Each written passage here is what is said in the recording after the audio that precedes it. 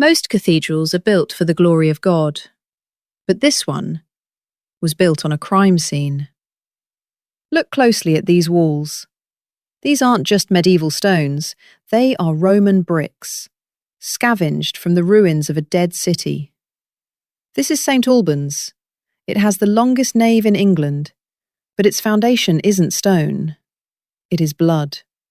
This is the story of Britain's first martyr and the execution that changed history.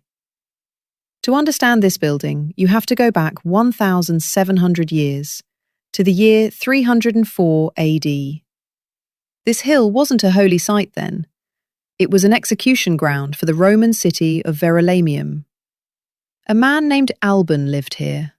He was a pagan, a Roman citizen, but one night he made a dangerous choice. He gave shelter to a Christian priest fleeing from persecution. The soldiers came knocking, but they didn't find the priest. They found Alban, wearing the priest's cloak. He had swapped clothes to let the holy man escape. He was arrested in his place. The judge gave him a choice: offer sacrifices to the Roman gods or die. Alban refused. He was whipped and then sentenced to be beheaded on this very hill. The legend says that as Alban was led to his death, the crowds were so thick they couldn't cross the bridge. So the river dried up to let him pass. A spring burst from the ground to quench his thirst before the end. But the most gruesome detail comes at the moment of death. The legend says that as the executioner swung his sword, he was instantly struck blind. His eyes failed him the moment the deed was done. A divine punishment, instant and terrifying. The shrine you see today was smashed to pieces during the Reformation. For centuries, these stones were lost, hidden in walls, buried in the floor. The Victorians pieced it back together like a giant jigsaw puzzle.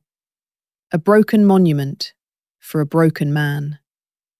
Fast forward 700 years. The Normans arrive. They want to build a powerhouse. But they don't quarry new stone.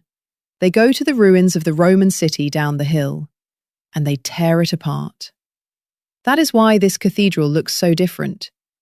These red tiles? They were once Roman houses, bathhouses, maybe even temples.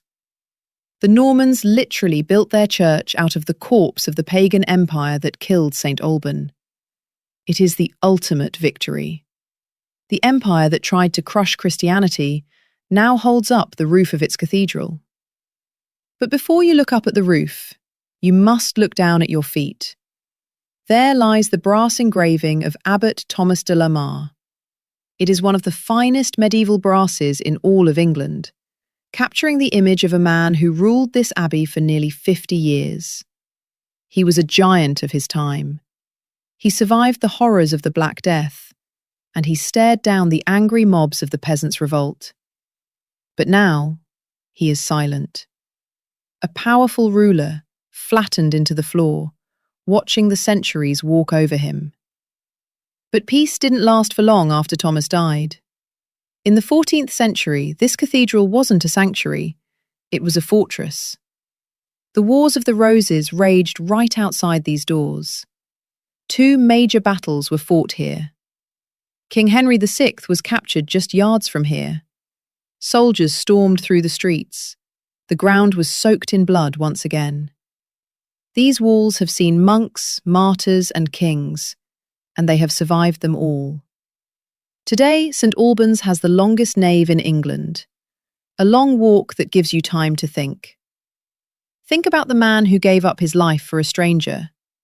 Think about the empire that fell. And think about the fact that sometimes the most holy places have the darkest beginnings. If you enjoyed this look into the darker side of history, please like and subscribe to History Trails. We will see you on the next journey.